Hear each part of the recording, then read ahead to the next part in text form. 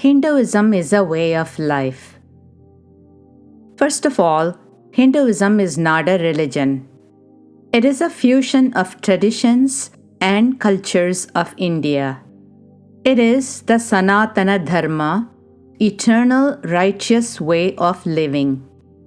It has been passed on from generation to generation through the guru-disciple teachings and guidance. But since these teachings and guidance have been called Hinduism in general, for all practical purposes, I am going to call it Hinduism here too. There are countless sages, saints, and scriptures of Hinduism existing in the past, present, and will exist in the future. Hinduism gave the spiritual power to great ones like Mahatma Gandhi to drive an empire out of India by non-violence and sacrifice. He is a Hindu who struggled hard to bring the people of India together as Indians first, then everything else. He agonized and made strenuous efforts to eradicate ignorance due to religious misunderstanding, resulting in unkind behavior towards others. He set an example to the whole world, as a matter of fact.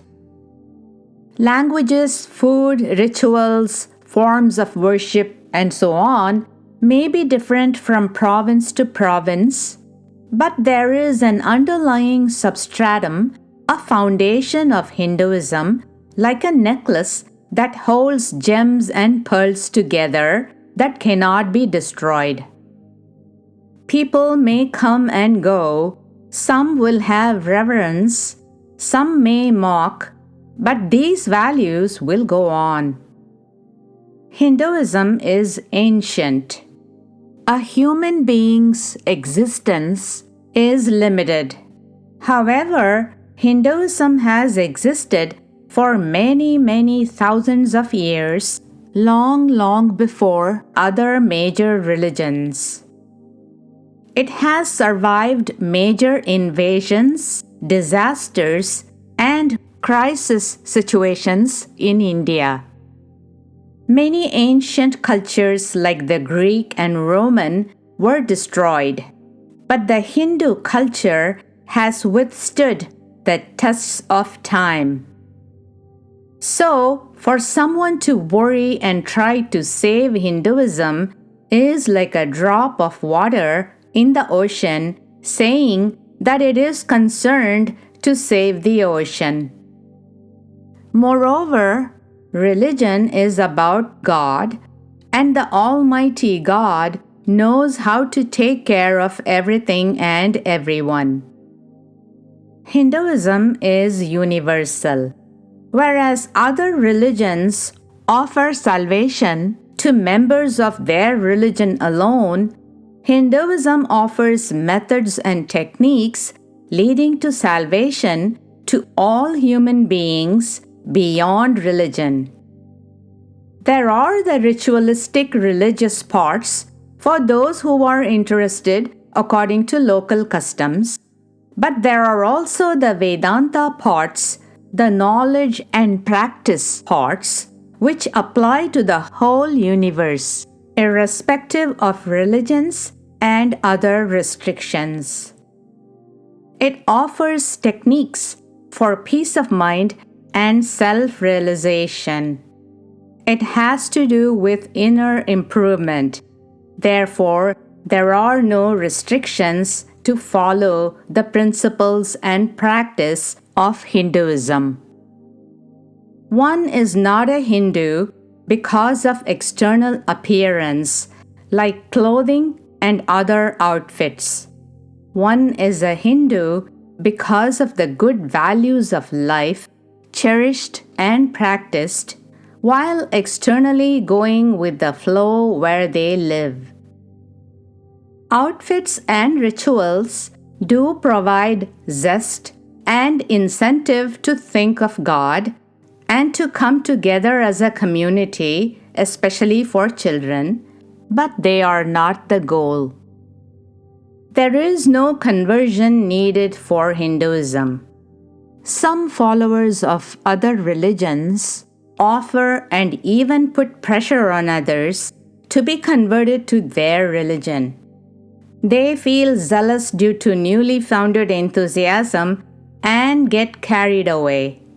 They don't realize that it is a trick of the ego to try to reform others so that it can avoid being subdued. Or those who have an inferiority complex about their religions will mock, insult, slander, and abuse other religions, or they will try to convert others to their religion. Those who feel sure and confident about their religion will not do any of these. Hindus are strong, and they are secure and confident about their religion. There is no need for them to convince or convert anyone, nor exists a procedure for conversion. Besides, anyone in this world who is interested can follow the teachings of Hinduism without having to convert to it, because Hinduism is a way of life. So, let's not worry about what some ignorant followers of other religions say or do. There are some religions that teach good things, and there are always good people in any religion. Let's take the good and ignore the rest. One important thing that needs to be clarified here. Hinduism did not create castes the way they were interpreted by some misguided followers of Hinduism. But the thing is, one takes about 20 years of their life to get a college degree, but they come to wrong conclusions about a religion in a few hours. Hinduism did not create caste divisions.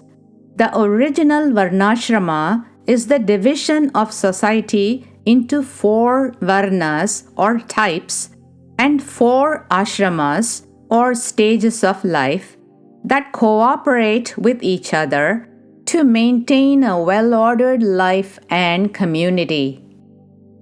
One's varna or type is determined by one's character, qualities, training, and work, but not by birth alone or color of skin. The focus is spiritual advancement and spiritual satisfaction for each member of the society. The Varnashrama Dharma, that is the division of society into 4 types, is explained very clearly and in a very interesting manner by Swami Chinmayananda. He says as follows: The Bhagavad Gita defined the 4 major groups of people falling into 4 general categories based on their mental inclinations and professional capabilities. But it has been misunderstood. The categories or castes exist in every country and in every culture in one way or the other. These types are the spiritual, the political heads or kings, business people, and other professionals who don't fall in the above 3 categories. So, doctors, engineers, lawyers, and other great professionals, and those who perform other services, they all fall in the last category. When it is said that castes should not mix, it only means, for example, that a lawyer should not do a doctor's work. In other words, one should act according to one's own nature, Dharma, and not someone else's. Thus explains Swami Chinmayananda. Then why did the confusion of castes happen? Perhaps some people with authority misinterpreted this and caused confusion due to ignorance. Or perhaps foreign invasions and forces created splits and divisions among people using the divide and conquer method. But whatever they are, one should not hate Hinduism for these reasons, nor give up their heritage and the wonderful teachings we can follow for the happiness and welfare of ourselves, our children, our family, and friends. If we hate and give up Hinduism, we are the losers. There is a saying, "Don't throw the baby out along with the bath water." It means, don't throw out the good too along with the bad. The next thing is, we should popularize Hinduism the right way. Some people think that building temples and places of worship in every street corner is spreading Hinduism. But this does not necessarily constitute being a true Hindu. In fact, it may even dilute the magnificence of Hinduism. There are already great Hindu temples in every city and town in India that are ancient, artistic, and beautifully built by ancient kings and blessed by sages and saints.